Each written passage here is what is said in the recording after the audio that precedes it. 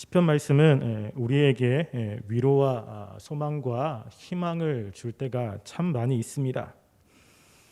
우리가 하나님의 역사를 기록한 성경에 보면 하나님이 어떻게 역사했는지, 또 하나님을 잘 섬기는 사람들이 어떻게 됐는지, 또 하나님을 잘 섬기지 못하면 어떻게 됐는지를 알게 됩니다. 그런데 그 안에서 하나님을 잘 섬기는 사람들이 어떤 마음을 가지고 있는지, 이거는 참 알기가 쉽지 않습니다. 우리가 볼 때는 참 하나님께 순종하는 것이 그들에게는 참 쉬운 것 같고, 그들은 우리와 좀 다른 사람처럼 느껴질 때가 참 많이 있습니다. 그래서 나와 좀 다른 모습이 있고 나와 다른 사람, 이렇게 느껴질 때가 있지만, 이 시편의 말씀을 우리가 읽다 보면 이 시편에 나와 있는 사람들이 참 나와 다르지 않다라는 생각을 갖게 됩니다. 그들은 어려울 때 좌절하고 힘들 때 괴로워하고 나와 같은 것을 느끼고 나와 같이 하나님을 원망하는 모습이 있습니다. 그런데 그러면서 이 시편을 통해서 위로를 받는 것은 신앙의 사람들이 그렇게 어렵고 힘든 순간에 어떻게 반응하는지, 이런 것들을 좀 보게 됩니다. 그래서 시편을 읽으면 한편으로 위로가 됩니다. 아, 나만 힘든 게 아니구나, 나만 이런 상황에 처한 것이 아니구나, 나만 이렇게 느끼는 것이 아니구나 라는 것을 보게 되고, 또 믿음의 사람들이 이렇게 살아야 되는구나, 이런 상황 속에서는 이렇게 생각해야 되는구나 라는 것을 깨닫게 됩니다. 오늘 시편 말씀도 마찬가지입니다. 오늘 시편 말씀에 보면 하나님이 하시는 것에 대해서 잘 이해가 되지 않습니다. 삶은 어렵고 삶은 고독하고 괴로운데 하나님이 왜 어찌하여 나한테 이렇게 힘들게 만드는지, 또 우리 민족에 왜 이렇게 하시는지 도저히 이해할 수 없는 상황에 처해져 있습니다. 우리가 시편 47편 1절에 보면 시편 기자가 이렇게 이야기를 하지요. 하나님이여, 주께서 어찌하여 우리를 영원히 버리시나이까? 어찌하여 주께서 기르시는 양을 향하여 진노의 용기를 품으시나이까? 라고 이야기합니다. 하나님, 어찌하여 이렇게 했습니까? 라고 이야기합니다. 또 시편 74편 11절 말씀에도 보면요, 주께서 어찌하여 주의 손 곧 주의 오른손을 거두시나이까? 라고 이야기합니다. 시편 기자는 하나님이 하시는 일이 이해가 잘 안 됩니다. 하나님이 왜 그렇게 하시는지 그 의도를 알 수가 없습니다. 그래서 이것이 참 답답하고 괴로운 것이죠. 근데 이러한 이야기는 이 시편 74편에만 나온 것이 아닙니다. 우리의 신앙의 선배들, 또 하나님을 믿은 사람들은 하나님께 이렇게, 하나님 어찌하여 그렇게 하셨습니까? 이런 기도를 하는 것을 우리는 보게 됩니다. 성경에 굉장히 많지만 그 중에 제가 시편 안에 있는 그 몇 가지 구절만 한번 찾아보았습니다. 시편 1절에 보면 이렇게 이야기합니다. 여호와여, 어찌하여 멀리 서시며 어찌하여 환난 때에 숨으시나이까? 시편 42편 9절에 보면 내 반석이신 하나님께 말하기를 어찌하여 나를 잊으셨나이까? 시편 43편 2절에 보면 주는 나의 힘이 되신 하나님이시거늘 어찌하여 나를 버리셨나이까? 시편 88편 14절에 보면 여호와여, 어찌하여 나의 영혼을 버리시며 어찌하여 주의 얼굴을 내게서 숨기시나이까?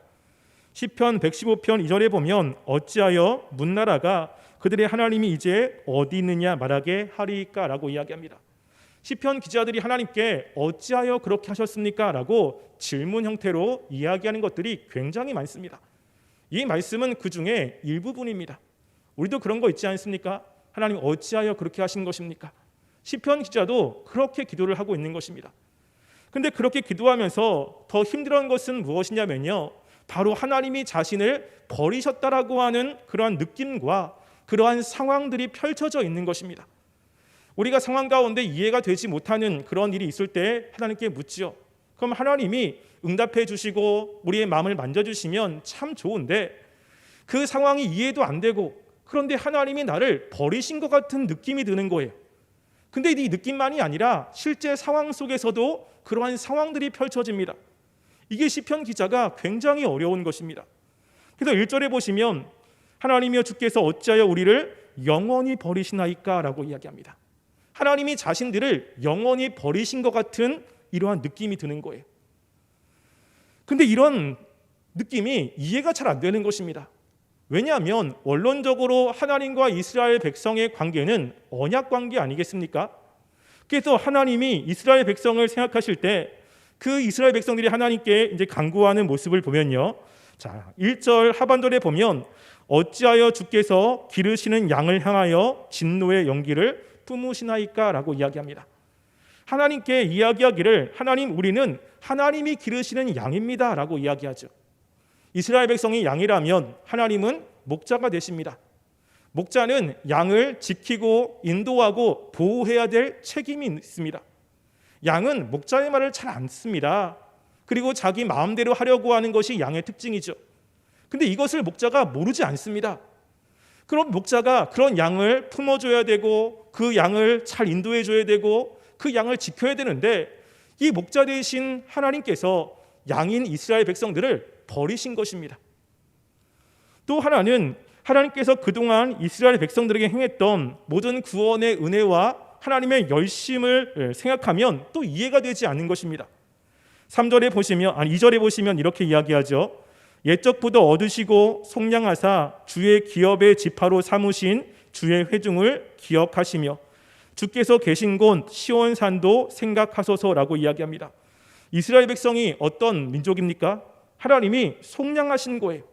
하나님께서 하나님의 열심으로 하나님의 사랑으로 이스라엘 백성을 출애굽시키시고 이스라엘 땅에 정착하게 하시고 그들과 함께했던 하나님이 그동안 열심히 이스라엘 백성과 함께했던 민족인 것입니다. 근데 이러한 이스라엘 백성들을 하나님이 버리시고 있는 겁니다. 하나님이 자신들에게 관심이 없다고 생각이 드는 것입니다. 시편 기자가 단지 이것이 느낌이라면 이 느낌이 잘못된 걸 수도 있죠. 그런데 우리가 말씀을 보면 그 느낌이 잘못된 것 같지 않은 것 같습니다. 지금 그렇게 하나님이 자신들을 버리셨다라는 것을 두 가지로 증명을 합니다. 하나는요 4절부터 8절까지 하나님이 계신 성전의 파괴를 이야기를 하고 있습니다. 성전은 하나님이 계신 곳이죠. 근데 그 성전이 완전히 파멸이 되었습니다. 우리가 4절 말씀해 보면 이렇게 기록하고 있습니다. 주의 대적이 주의 회중 가운데서 떠들며 자기들의 깃발을 세워 표적으로 삼았으니라고 이야기하죠. 주의 대적들이 주의 회중 가운데서 떠들게 됩니다. 회중이라는 것은 이스라엘 사람들의 모임을 가리키는데 지금 전쟁 가운데 모여서 예배드릴 수가 없습니다. 그렇다면 이 회중 가운데라는 것은 이스라엘 백성들이 예배드리는 장소를 의미합니다. 하나님께 와서 예배드리는 그 하나님의 성전에 주의 원수들이 왔습니다. 근데 그 주의 원수들이 깃발을 세워 표적으로 삼았다는 것이죠. 깃발을 세운다는 것은 승리의 상징 아니겠습니까? 전투에서 그 정복한 그 지역에 깃발을 세우면 내가 이곳을 점령했다라고 하는 증거입니다. 주의 원수들이 다른 곳이 아닌 하나님의 성전에 깃발을 세웠습니다. 자신들이 그 성전을 점령했다라고 하는 거죠. 뿐만 아니라 5절 말씀에 보면 또 이렇게 이야기합니다. 그들은 마치 도끼를 들어 살림을 베는 사람 같으니이다. 이제 그들이 도끼와 철퇴로 성소의 모든 조각품을 쳐서 부수고라고 이야기하죠. 성소에 있는 것들을 다 부쉈습니다. 그래서 하나님 계신 그 성소 안에 있는 모든 조각품들을 다 부수고 그 성소를 불살랐다라고 하는 거죠. 그냥 이곳이 이스라엘 백성들이 거하는 곳이라면 그렇게 문제가 되지 않습니다. 근데 이곳이 어디냐면 바로 성소기 때문에 문제가 됩니다. 성소는 하나님이 임재하시는 장소고 하나님이 그곳에 있겠다라고 한 하나님이 임재의 장소 아니겠습니까? 우리가 열왕기상 9장 3절 말씀에 보면 솔로몬이 성전 완공을 하고 하나님께 이런저런 것을 가지고 기도를 합니다. 하나님께서 솔로몬의 기도를 들으시고 난 다음에 솔로몬에게 이렇게 말씀을 하십니다.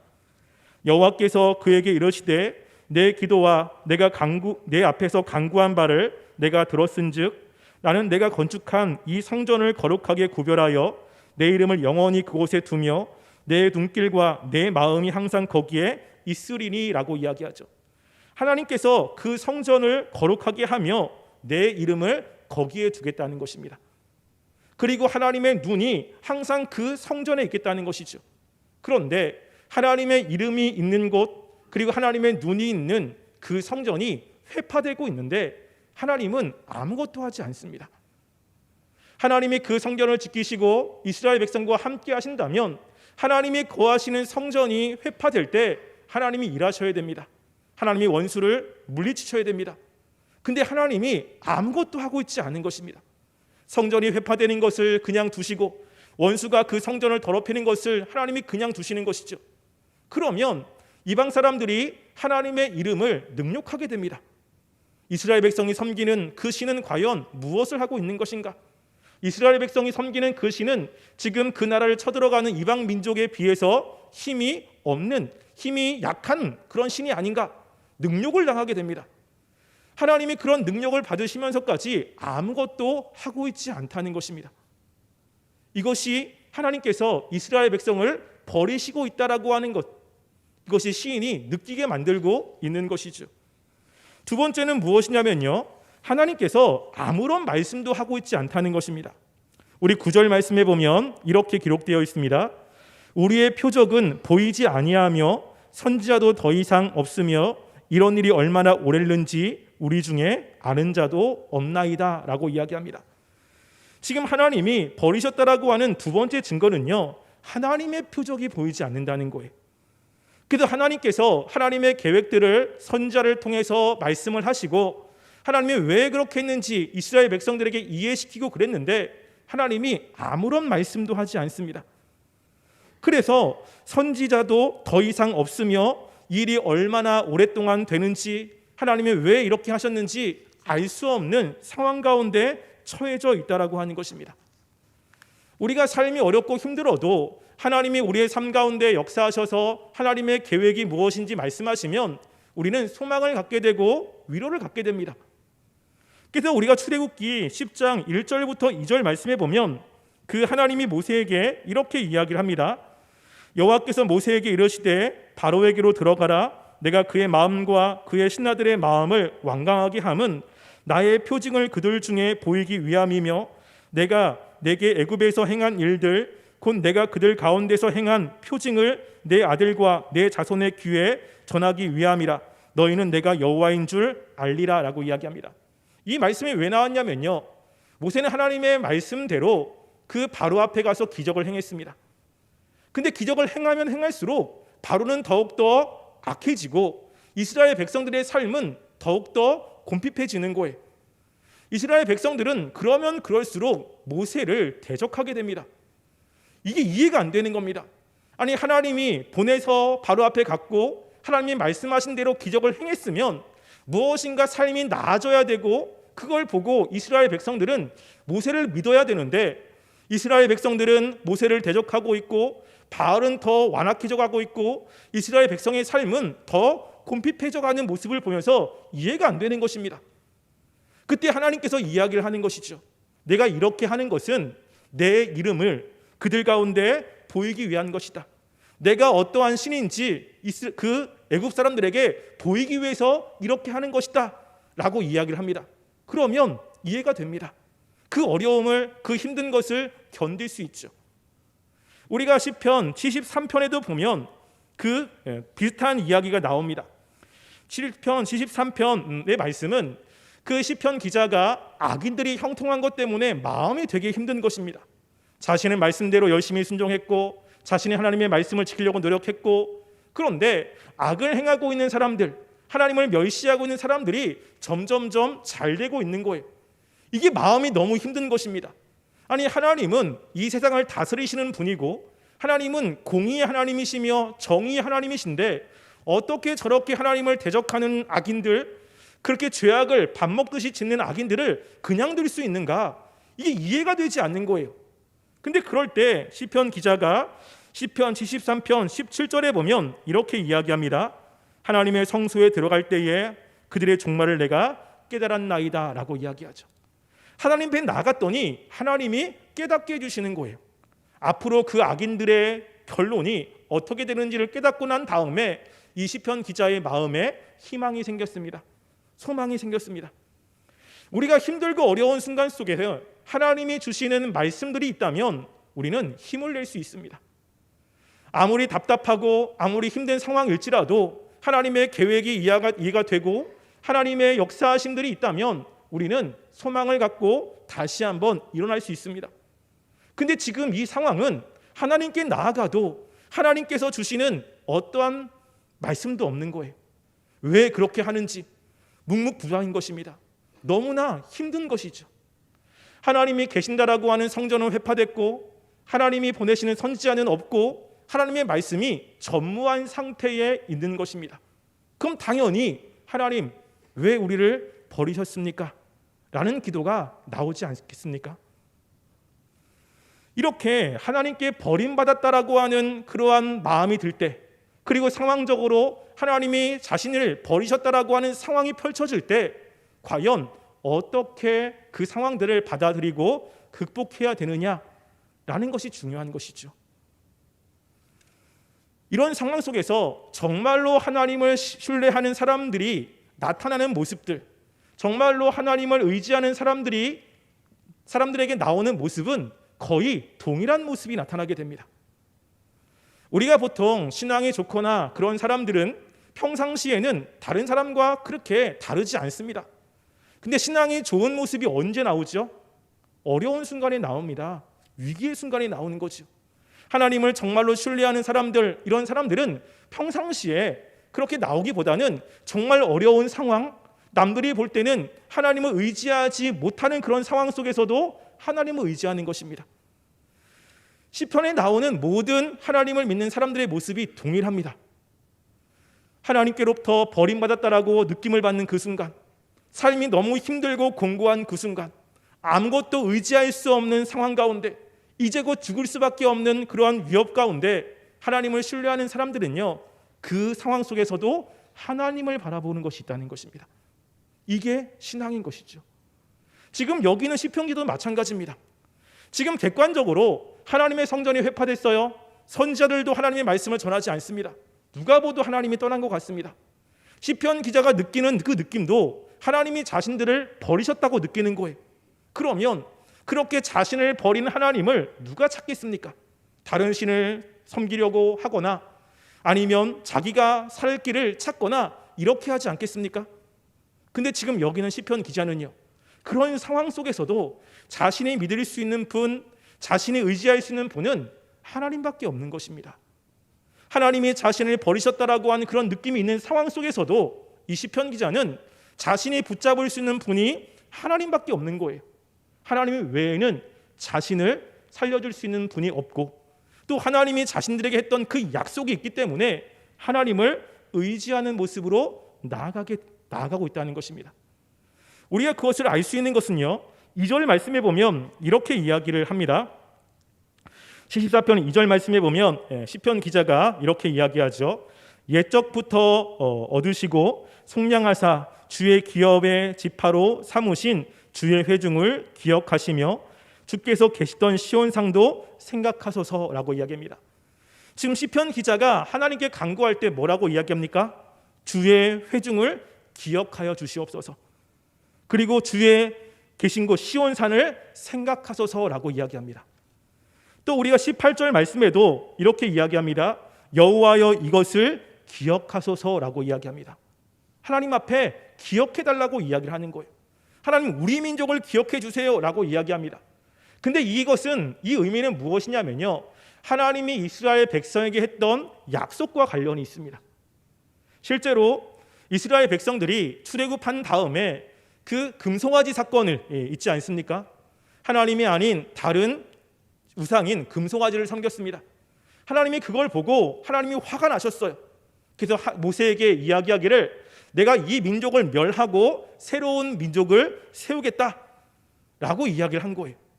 그 얘기를 듣고 그 모세가 하나님께 간구합니다. 그 간구하는 내용이 출애굽기 32장 11절부터 13절 말씀에 나와 있습니다. 제가 한번 읽어드리겠습니다. 모세가 그의 하나님 여호와께 구하여 이르되 여호와여 어찌하여 이 큰 권능과 강한 손으로 애굽 땅에서 인도하여 내신 주의 백성에게 진노하시나이까?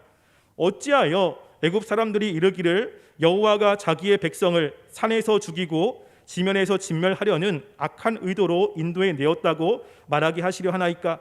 주의 맹렬한 노를 그치시고 뜻을 돌이키사 주의 백성에게 이 화를 내리지 마옵소서. 주의 종 아브라함과 이삭과 이스라엘을 기억하소서. 주께서 그들을 위하여 주를 가리켜 맹세하여 이르시기를 내가 너희의 자손을 하늘의 별처럼 많게 하고 내가 허락한 이 온 땅을 너희 자손에게 주어 영원한 기업이 되게 하리라 하셨나이다. 아멘. 똑같지 않습니까? 하나님 어찌하여 그 이스라엘 백성에게 진노를 행하십니까? 하나님 어찌하여 애굽 사람들이 하나님이 이끌어내신 이스라엘 백성들을 하나님의 능력으로 그 원하시는 곳으로 갈 수 있는 능력이 없다고 조롱하게 만드실 겁니까? 그러면서 모세가 하나님께 간구한 것은 무엇입니까? 하나님, 주의 종 아브라함과 이삭과 이스라엘을 기억하소서라고 하는 것입니다. 하나님께서 아브라함과 그리고 이삭과 이스라엘에게 약속하신 그 약속을 기억하시고 이스라엘 백성들에게 긍휼을 내려주소서라고 간구하고 있는 것입니다.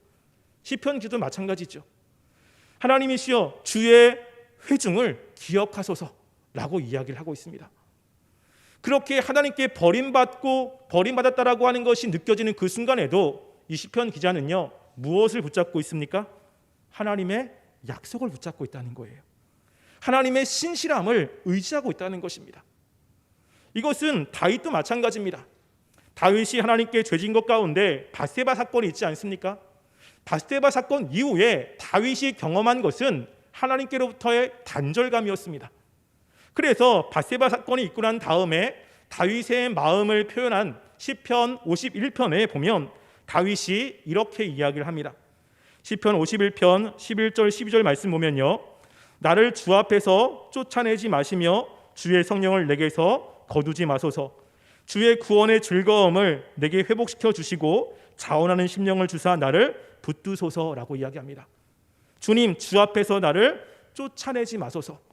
주의 성령을 내게서 거두지 마소서라고 이야기합니다. 무엇입니까? 거절감을 당하는 거예요. 하나님이 자기를 버리셨다라고 하는 이러한 느낌이 계속 드는 것입니다. 하나님께 예배 드려도 하나님이 응답하지 않습니다. 이런 상황 속에서 다윗이 어떻게 합니까? 철저하게 하나님을 붙잡고 있는 것입니다. 우리는 이스라엘이 왜 이렇게 됐는지 압니다. 다윗이 왜 하나님과의 관계가 이렇게 됐는지 압니다. 무엇 때문이죠? 죄 때문이죠. 그 죄 때문에 이들이 어려움을 당합니다. 그런데 하나님이 죄진 그런 이스라엘 백성들을 버리셨습니까? 이 뒤에 보면 버리지 않았다라고 하는 거예요.